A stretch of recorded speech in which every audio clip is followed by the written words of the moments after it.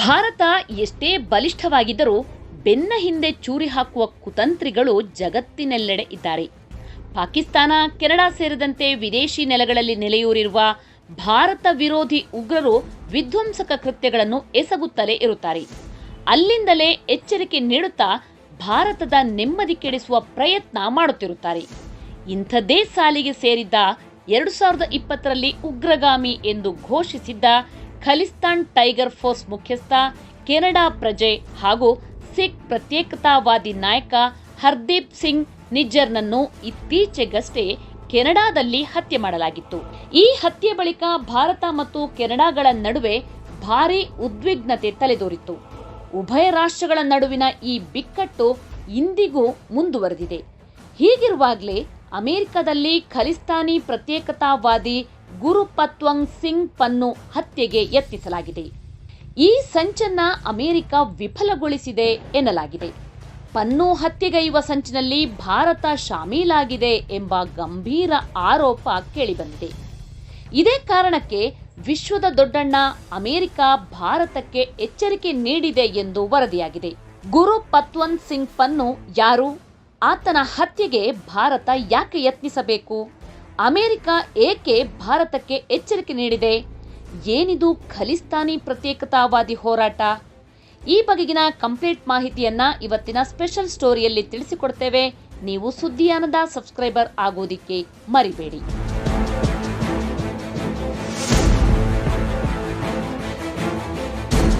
American Canadian ಪೌರನಾಗಿರುವ ಗುರುಪತ್ವಂಗ್ Singh Pannu ಅಮೆರಿಕದ Sikh for justice ಸಂಘಟನೆಯ ಮುಖಂಡನಾಗಿದ್ದಾನೆ.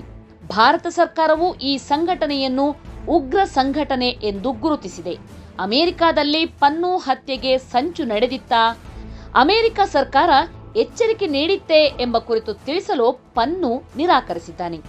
ಹತ್ಯೆಯಾದ ನಿಜ್ಜರ್ನಂತೆಯೇ ಪನ್ನು ದಶಕಗಳ ಕಾಲದ ಸಿಖ್ ಪ್ರತ್ಯೇಕತಾವಾದಿ ಪ್ರತಿಪಾದಕರಾಗಿದ್ದಾನೆ.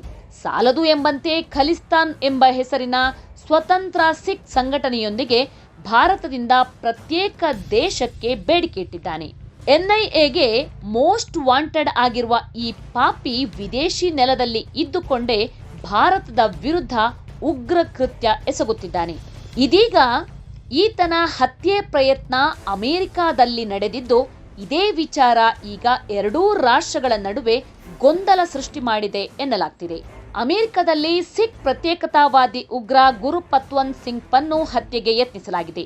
ಘೋಷಿತ ಖಲಿಸ್ತಾನಿ ಉಗ್ರ ಹಾಗೂ ನಿಷೇಧಿತ ಸಂಘಟನೆ ಸಿಖ್ ಫಾರ್ ಜಸ್ಟಿಸ್ ಮುಖ್ಯಸ್ಥನಾಗಿರುವ ಪನ್ನು ಹತ್ಯೆ ಯತ್ನವನ್ನು ವಿಫಲಗೊಳಿಸಿರುವುದಾಗಿ ಅಮೆರಿಕದ ಅಧಿಕಾರಿಗಳು ಹೇಳಿಕೊಂಡಿದ್ದಾರೆ.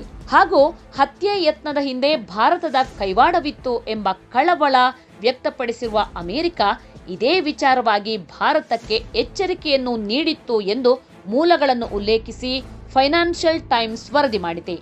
ವರದಿಗೆ ಸಂಬಂಧಿಸಿದಂತೆ ಭಾರತದ ವಿದೇಶಾಂಗ ಸಚಿವಾಲಯಕ್ಕೆ ಪತ್ರಿಕೆ ಮನವಿ ಮಾಡಿದ್ದು, ತಕ್ಷಣಕ್ಕೆ ಸಚಿವಾಲಯ ಯಾವುದೇ ಪ್ರತಿಕ್ರಿಯೆ ನೀಡಿಲ್ಲ ಎಂದು ವರದಿ ಪ್ರಕಟಿಸಿದೆ. ರಾಜತಾಂತ್ರಿಕ ವಿಷಯಗಳು, ಗುಪ್ತಚರ ಸೇರಿದಂತೆ ವಿವಿಧ ಸಂಸ್ಥೆಗಳ ವಿಚಾರವಾಗಿ ತನ್ನ ಪಾಲುದಾರ ರಾಷ್ಟ್ರಗಳೊಂದಿಗೆ ನಡೆಸಿರುವ ಮಾತುಕತೆ ಕುರಿತು ಪ್ರತಿಕ್ರಿಯೆ ನೀಡುವುದಿಲ್ಲ ಎಂದು ಭಾರತದಲ್ಲಿನ ಅಮೆರಿಕ ರಾಯಭಾರ ಕಚೇರಿಯು ತಿಳಿಸಿದೆ. ಇತ್ತೀಚೆಗಷ್ಟೇ ನಿಜ್ಜರ್ ಹತ್ಯೆ ವಿಚಾರವಾಗಿ ಭಾರತದ ವಿರುದ್ಧ ಕೆನಡಾ ಆರೋಪ ಮಾಡಿತ್ತು. ಇದಾದ ಕೆಲವೇ ದಿನಗಳಲ್ಲಿ ತನ್ನ ನೆಲದಲ್ಲಿ ಸಿಖ್ ಪ್ರತ್ಯೇಕತಾವಾದಿ ನಾಯಕನ ಹತ್ಯೆ ಯತ್ನವನ್ನು ವಿಫಲಗೊಳಿಸಿರುವುದಾಗಿ ಮಿತ್ರ ರಾಷ್ಟ್ರಗಳೊಂದಿಗೆ ಅಮೆರಿಕ ಹಂಚಿಕೊಂಡಿದೆ ಎಂದು ವರದಿಯಲ್ಲಿ ಉಲ್ಲೇಖಿಸಲಾಗಿದೆ. ಭಾರತಕ್ಕೆ ರಾಜತಾಂತ್ರಿಕ ಎಚ್ಚರಿಕೆಯ ಹೊರತಾಗಿ ಅಮೆರಿಕ ಫೆಡರಲ್ ಪ್ರಾಸಿಕ್ಯೂಟರ್ಗಳು ನ್ಯೂಯಾರ್ಕ್ ಜಿಲ್ಲಾ ನ್ಯಾಯಾಲಯದಲ್ಲಿ ಕನಿಷ್ಠ ಒಬ್ಬ ಶಂಕಿತನ ವಿರುದ್ಧ ಮೊಹರು ಮಾಡಿದ ದೋಷಾರೋಪಣೆಯನ್ನು ಸಹ ಸಲ್ಲಿಸಿದ್ದಾರೆ ಎಂದು ಫೈನಾನ್ಷಿಯಲ್ ಟೈಮ್ಸ್ ವರದಿ ತಿಳಿಸಿದೆ. ಇನ್ನು ಇತ್ತೀಚೆಗಷ್ಟೇ ಕೆನಡಾದಲ್ಲಿ ಖಲಿಸ್ತಾನಿ ಭಯೋತ್ಪಾದಕ ಹರ್ದೀಪ್ ಸಿಂಗ್ ನಿಜ್ಜರ್ ಹತ್ಯೆಯಾಗಿತ್ತು. ಕಳೆದ ಜೂನ್ನಲ್ಲಿ ಕೆನಡಾದ ಸರ್ರೆಯಲ್ಲಿ ನಡೆದ ಶೂಟೌಟ್ನಲ್ಲಿ ಹತನಾಗಿದ್ದ. ಕೆನಡಾ ಪ್ರಧಾನಿ ಜಸ್ಟಿನ್ ಟ್ರೂಡೋ ಈ ಹತ್ಯೆಯಲ್ಲಿ ಭಾರತದ ಪಾತ್ರವಿದೆ ಎಂದು ಆರೋಪಿಸಿದ್ದರು. ಈ ಘೋಷಣೆಯ ನಂತರ ಉಭಯ ದೇಶಗಳ ನಡುವಿನ ಸಂಬಂಧ ಹದಗೆಟ್ಟಿದೆ. ನಿಜ್ಜರ್ ಹತ್ಯೆ ಸಂಬಂಧದ ಸಾಕ್ಷಿಯನ್ನು ಬಹಿರಂಗಪಡಿಸುವಂತೆ ಕೆನಡಾಗೆ ಭಾರತ ಸವಾಲು ಹಾಕಿದೆ.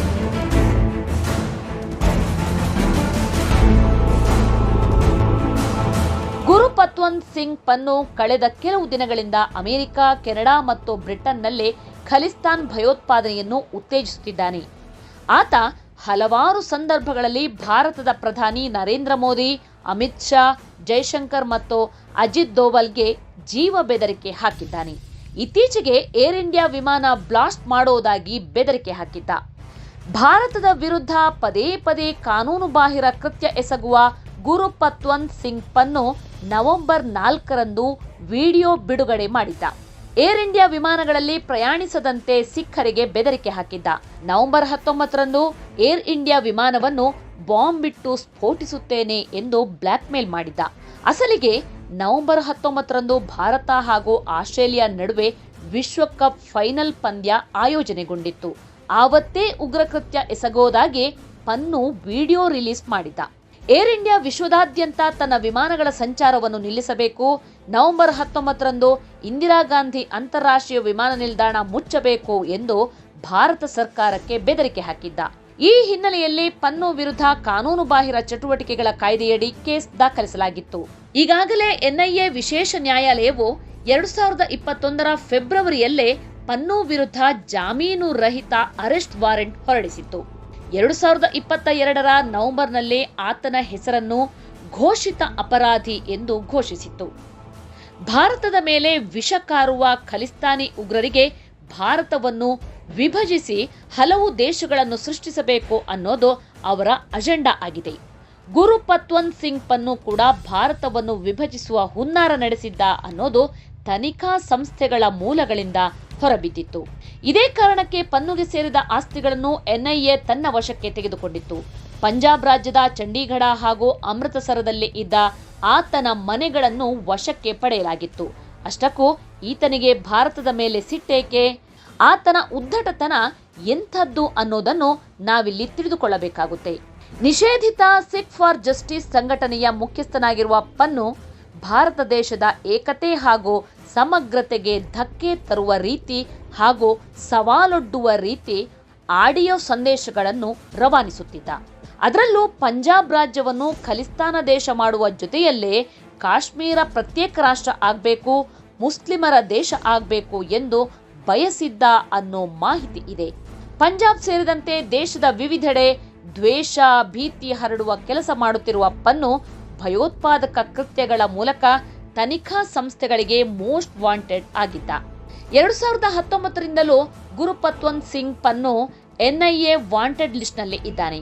ಹಾದಿ ತಪ್ಪಿದ ಯುವಕರನ್ನೇ ಗುರಿಯಾಗಿ ಕಾರ್ಯಾಚರಣೆ ನಡೆಸುತ್ತಿದ್ದ ಪನ್ನು ತನ್ನ ಸಿಖ್ ಫಾರ್ ಜಸ್ಟಿಸ್ ಸಂಘಟನೆ ಹೆಸರಲ್ಲಿ ಇಂಟರ್ನೆಟ್ ಮೂಲಕವೂ ದ್ವೇಷ ಹಾಗೂ ಮತಾಂಧತೆ ಹರಡುವ ಕೆಲಸ ಮಾಡುತ್ತಿದ್ದ.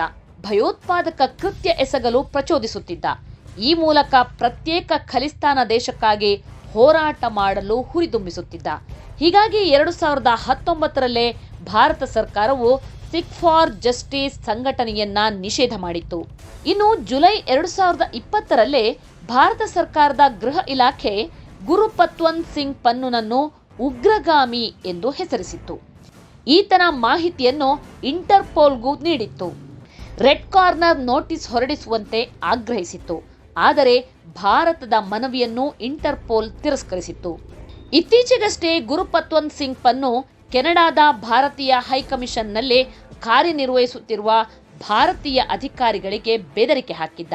ಇದೇ ವೇಳೆ ಖಲಿಸ್ತಾನ್ ಉಗ್ರ ಹರ್ದೀಪ್ ಸಿಂಗ್ ನಿಜ್ಜರ್ನನ್ನು ಭಾರತ ಸರ್ಕಾರದ ಏಜೆಂಟರೇ ಹತ್ಯೆ ಮಾಡಿದ್ದಾರೆ ಎಂದು ಕೆನಡಾ ಪ್ರಧಾನಿ ಜಸ್ಟಿನ್ ಟ್ರೂಡೋ ಆರೋಪ ಮಾಡಿದ್ದರು. ಭಾರತ ಸರ್ಕಾರದ ವಿರುದ್ಧ ಯಾವುದೇ ಸಾಕ್ಷ್ಯ ನೀಡದೆ ನಿರಾಧಾರ ಆರೋಪ ಮಾಡಿದ್ದ ಕೆನಡಾ ಪ್ರಧಾನಿ ನಡೆಗೆ ತೀವ್ರ ಆಕ್ರೋಶ ವ್ಯಕ್ತವಾಗಿತ್ತು. ಭಾರತ ಸರ್ಕಾರ ಕೆನಡಾ ದೇಶದ ವಿರುದ್ಧ ರಾಜತಾಂತ್ರಿಕ ಸಮರವನ್ನೇ ನಡೆಸಿತ್ತು. ಪಾಕಿಸ್ತಾನ, ಕೆನಡಾ ಸೇರಿದಂತೆ ವಿದೇಶಗಳಲ್ಲಿ ನೆಲೆಯೂರಿರುವ ಉಗ್ರರು ಅಲ್ಲಿಂದಲೇ ವಿಧ್ವಂಸಕ ಕೃತ್ಯಗಳನ್ನು ಎಸಗುತ್ತಿದ್ದಾರೆ. ಆದರೆ ಕಳೆದ 1 ವರ್ಷದಲ್ಲಿ ಪಾಕಿಸ್ತಾನ, ಕೆನಡಾ ಸೇರಿದಂತೆ ಹಲವೆಡೆ 16 ಉಗ್ರರು ಅಪರಿಚಿತರ ಗುಂಡೇಟಿಗೆ ಬಲಿಯಾಗಿದ್ದಾರೆ.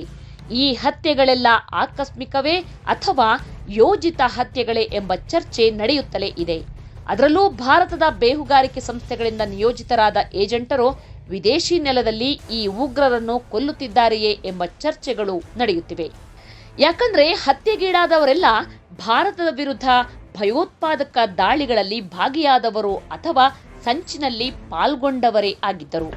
ಒಂದಿಲ್ಲೊಂದು ದಿನ ಭಾರತದ ತನಿಖಾ ಸಂಸ್ಥೆಗಳಿಗೆ ಬೇಕಾದವರೇ ಆಗಿದ್ದರು. ಇದೀಗ ಪನ್ನುವಿನ ಹತ್ಯೆ ಯತ್ನ ಬೇರೆಯದ್ದೇ ರೂಪ ಪಡೆದಿದೆ. ಭಾರತದ ಕೈವಾಡದ ಶಂಕೆಯಲ್ಲೇ ಅಮೆರಿಕ ಭಾರತಕ್ಕೆ ಎಚ್ಚರಿಕೆ ನೀಡಿದೆ. ಹೀಗಾಗಿ ದೇಶದ ಹಿತದೃಷ್ಟಿಯಿಂದ ಭಾರತ ಯಾವ ರೀತಿಯ ಹೆಜ್ಜೆ ಇಡುತ್ತೆ ಅನ್ನೋದನ್ನ ಕಾದು ನೋಡಬೇಕು. ನಮಸ್ಕಾರ.